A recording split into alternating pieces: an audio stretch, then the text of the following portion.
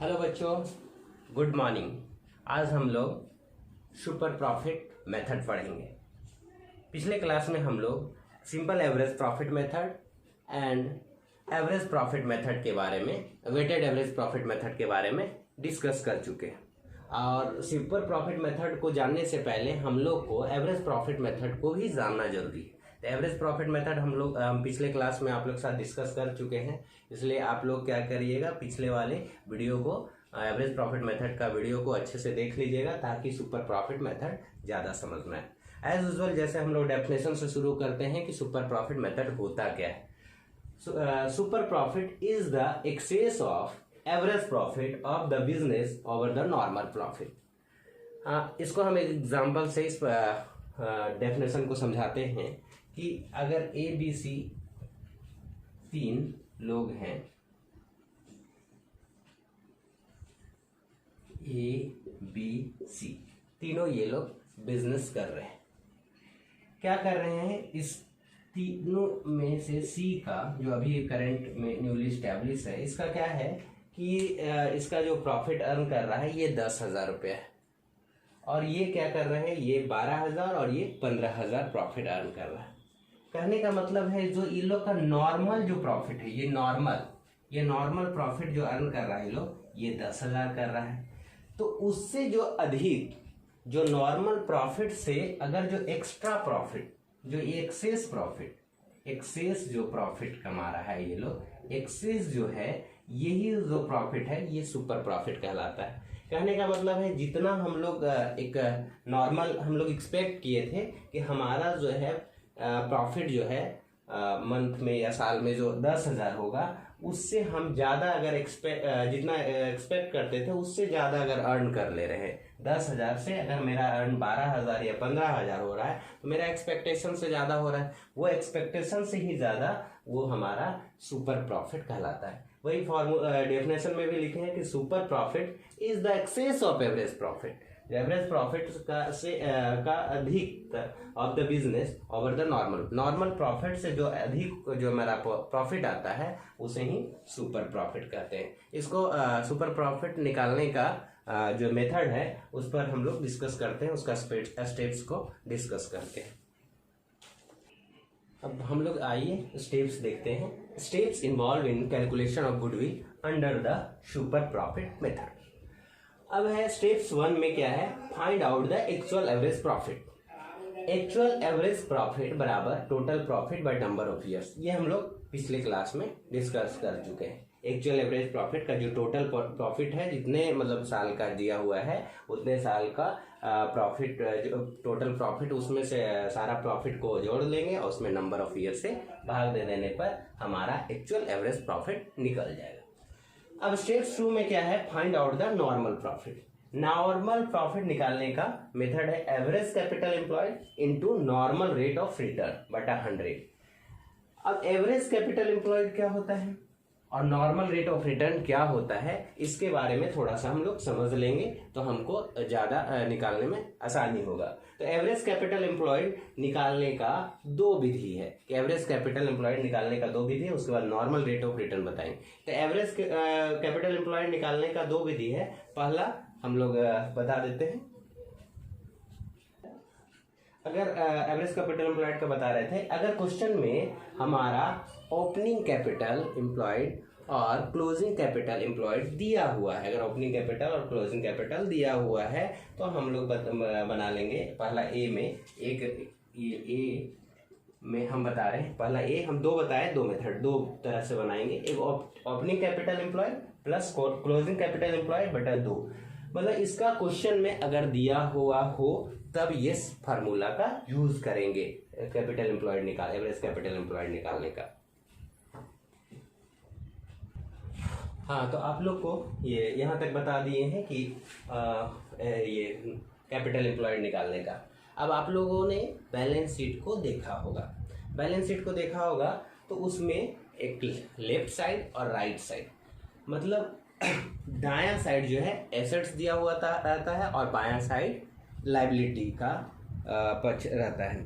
बाएं side liability का जो पक्ष रहता है उसमें तो एसेट साइड का तो हम इसीलिए उसमें से आप लोग जो बैलेंस शीट देखे होंगे तो उसमें क्या क्या आता है वो आप लोग को पहले से 11th में आप लोग पढ़ चुके होंगे। तो एसेट साइड अप्रोच का हम लोग देखते हैं कि एसेट साइड अप्रोच के माध्यम से हम कैसे एवरेज कैपिटल एम्प्लॉयड निकाल सकते हैं। एसेट साइड अप्रोच में ऑल एसेट्स में उसमें other than goodwill, fictitious asset और नॉन ट्रेड इन्वेस्टमेंट, ये सब में से अगर हम करेंट लायबिलिटी को घटा देंगे, मतलब ऑल एसेट है, सारे एसेट्स है, उसमें कुछ को गुडविल को छोड़ देना है, फिक्टिशियस एसेट को छोड़ देना है, नॉन ट्रेड इन्वेस्टमेंट मतलब सारे जो ये एसेट साइड में जितने एसेट हैं सारे एसेट्स में केवल गुडविल छोड़ना है, फिक्टिशियस एसेट छोड़ना है और नॉन ट्रेड इन्वेस्टमेंट छोड़ना है। उसमें से ऑल सारे एसेट्स में से करेंट लायबिलिटी को घटाने से हम लोग एवरेज कैपिटल एम्प्लॉयड निकाल सकते हैं। पहला लायबिलिटी साइड अप्रोच में जाते हैं तो लायबिलिटी साइड आप लोगों को लायबिलिटी साइड का पता है बैलेंस शीट का, उसमें से equity share capital, preference share capital, reserve and surplus, long term loan में फिक्टिशियस एसेट्स और नॉन ट्रेड इन्वेस्टमेंट को अगर घटा देते हैं तो हम एवरेज कैपिटल एम्प्लॉयड निकाल सकते हैं। तो ये हमारा जो ABC जो 3 माध्यम है कि अगर क्वेश्चन में एसेट्स दिया हुआ रहे तो ये माध्यम करेंगे, अगर क्वेश्चन में लायबिलिटी का साइड का दिया हुआ रहे तो इसके माध्यम से एवरेज कैपिटल एम्प्लॉयड निकालेंगे, अगर ओपनिंग कैपिटल और क्लोजिंग कैपिटल दिया हुआ रहे तो हमारा ये मेथड से निकालेंगे एवरेज कैपिटल। तो एवरेज कैपिटल एम्प्लॉयड निकालने का 3 मेथड आप लोग को पता चल गया कि इसके माध्यम से हम लोग एवरेज कैपिटल एम्प्लॉयड निकालेंगे। अब हम नॉर्मल रेट ऑफ रिटर्न का थोड़ा डिस्कस करके बताते हैं। तो नॉर्मल रेट ऑफ रिटर्न क्या होता है? Normal rate of return is the return which is expected bye an investor from his investment. Investor के द्वारा जितना इन्वेस्ट किया जाता है बिजनेस में उसके लिए जो वो एक्सपेक्ट करता है, आशा करता है कि हमारा जो है नॉर्मल प्रॉफिट इतना आएगा, यानी नॉर्मल प्रॉफिट मतलब जो जितना इन्वेस्ट किए हैं उसमें हमको नॉर्मल रिटर्न इतना मिलेगा। अगर इतना नॉर्मल रिटर्न मिलता है 10%, 20% जो भी निकलेगा वो उसका नॉर्मल रेट ऑफ रिटर्न होगा। इस प्रकार हम लोग क्या करेंगे, नॉर्मल प्रॉफिट निकाल लेंगे। तो नॉर्मल प्रॉफिट निकालने के लिए हम पहले भी फार्मूला बता चुके हैं, फिर पुनः हम रिपीट कर रहे हैं कि actual average capital employed into normal rate of return into 100 से हम भागा देने के बाद हमें नॉर्मल प्रॉफिट निकल जाएगा।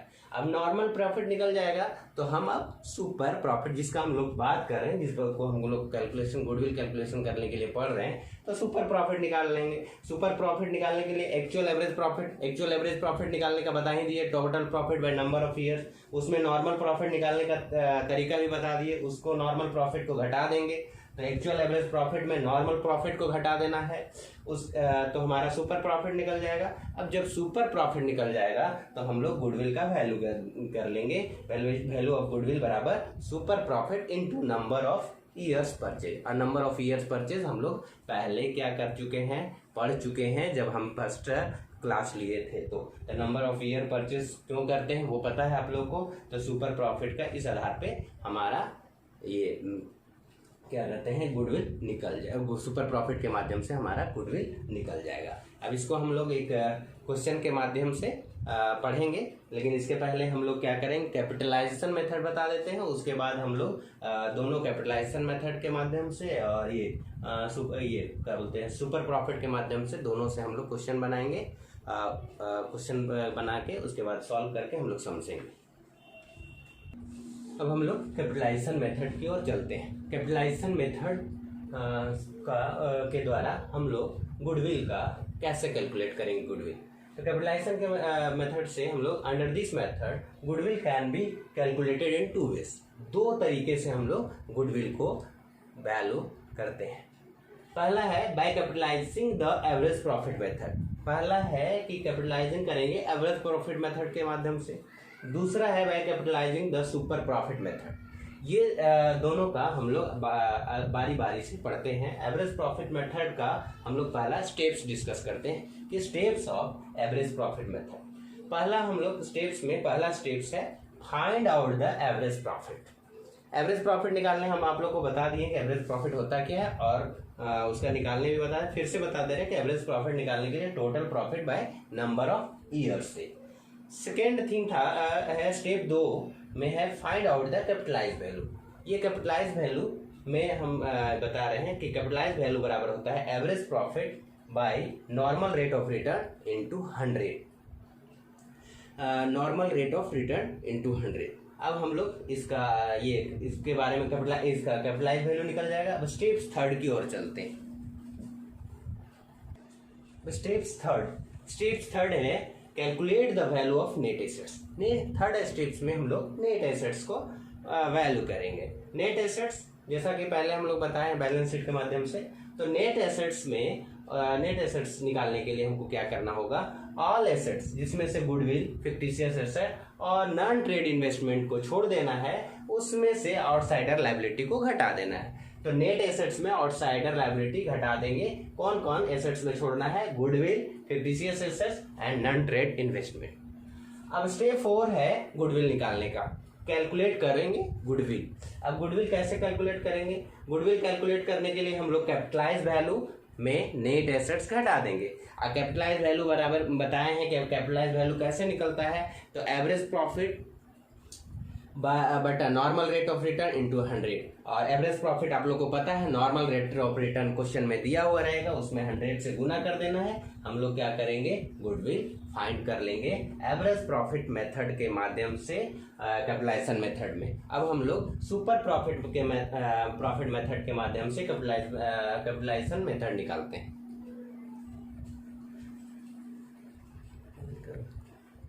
अब अंतिम में by capitalising super profit method के आधार पे निकालना चाहते हैं। देखिए स्टेप्स 1 कैपिटल एम्प्लॉयड। स्टेप 1 में कैपिटल एम्प्लॉयड निकालेंगे। कैपिटल एम्प्लॉयड निकालने के लिए आप लोग सुपर प्रॉफिट अच्छी तरह से पढ़ चुके हैं। सुपर प्रॉफिट में के माध्यम से आप लोग जो सुपर प्रॉफिट मेथड है वही सेम है यहाँ कैपिटलाइजिंग सुपर प्रॉफिट मेथड वाला। सो स्टेप 1 में है कैपिटल एम्प्लॉयड निकालना। कैपिटल एम्प्लॉयड वाला बता चुके थे कि जो एसेट साइड अप्रोच के माध्यम से नेट एसेट्स में हम लोग आउटसाइडर लायबिलिटी को हटा देते हैं। नेट एसेट्स में वही अदर देन जो गुडविल को छोड़कर फिक्टिशियस एसेट और नॉन ट्रेड इन्वेस्टमेंट को छोड़ देते हैं, उसमें से आउटसाइडर लायबिलिटी को घटा देते हैं, तो कैपिटल एम्प्लॉयड निकाल देते हैं। अगर कैपिटल एम्प्लॉयड हमारे पास आ गया तो स्टेप 2 में चलते हैं, नॉर्मल प्रॉफिट निकालते हैं। Normal profit on capital employed, normal profit निकालते हैं कैपिटल एम्प्लॉयड पर।